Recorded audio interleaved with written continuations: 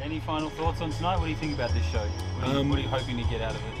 This joint is flash, and we got that filler. It's the first show that I've organised, but definitely the first paid show as well. So it's adding in all the stakes back. You know, I was talking about like when you've done it for a certain amount of time, you start to go through the bit where you're like, oh, it's okay if I bomb tonight, it's an open mic, and that sort of takes away a bit of the energy because you don't bring that nervous energy. So there's all these factors bringing that back for me. So that's good. So the pressure is on. Yes, yeah, and that's good. That's good, I think. A while ago, I gave some money to a busker, but he was only about 2 metres away from a homeless guy. So I felt really bad as I gave him money in front of somebody who clearly needed it more.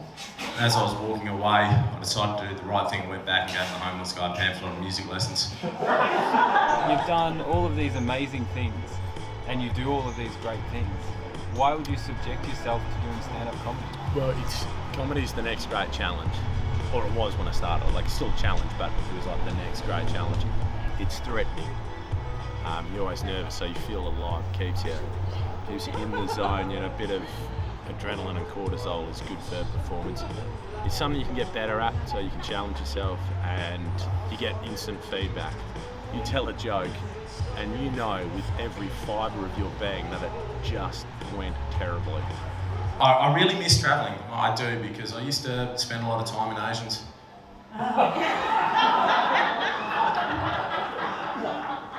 And it was great when I was living there. But I was working online as a writer. The lifestyle was great, but I wasn't making very much money. And when I got engaged to a lady over there, I thought I was finally doing really well until my third world bride asked me for a prenup. And that stung. So by the time I made it home, I was sick of being poor. I started a business. I got so good at outsourcing that I came home and found an Indian dude fucking my girlfriend. So of course that was the end of that relationship. Had to let it go.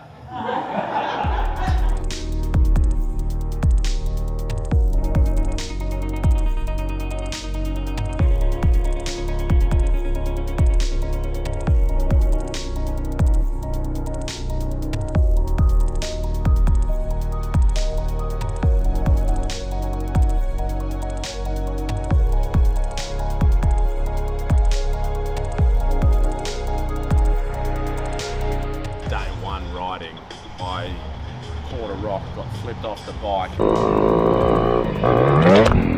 and then basically the frame where the peg goes onto the frame has come and hit that side of my foot. And there's like a big boulder on the other side, so just crushed it at like 60 k's an hour. 2 weeks later, after I'd been doing all sorts of stuff, cruising around, drove like 4,000 k's on that foot and did more camping, and by the time I made it down all that, almost 3 weeks after happening, when I got the CT scan, which was yesterday, I went to the doctor today, and they go, oh, it's got a long fracture and it's got all these lesions on the bone and all this other stuff.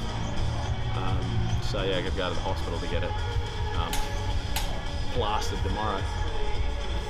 I mean, he's like, get down to Armidale Hospital this afternoon. I was like, yeah, sure mate, will do.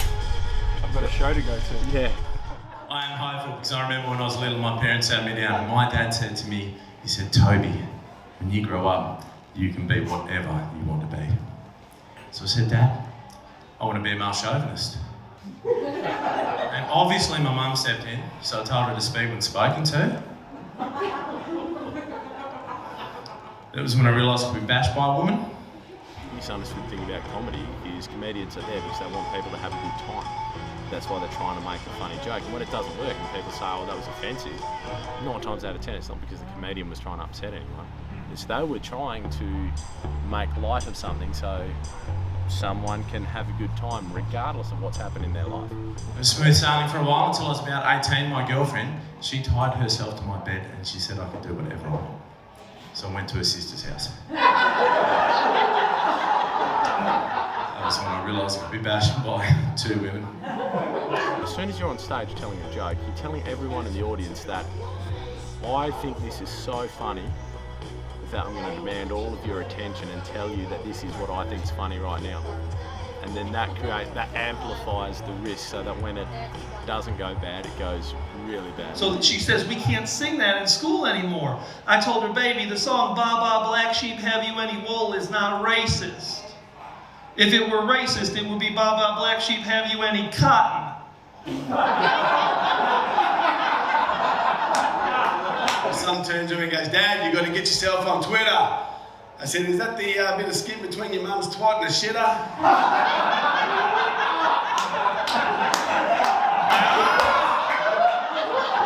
Oh, this is my fault, is it?